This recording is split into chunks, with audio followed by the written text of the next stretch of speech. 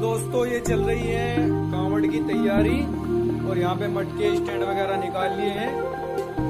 अब ये सोच रहे हैं लड़के लोग कि यही मटके लेकर जाए या फिर दूसरे ये गंगा में विसर्जन करके दूसरे बनवाए जाए।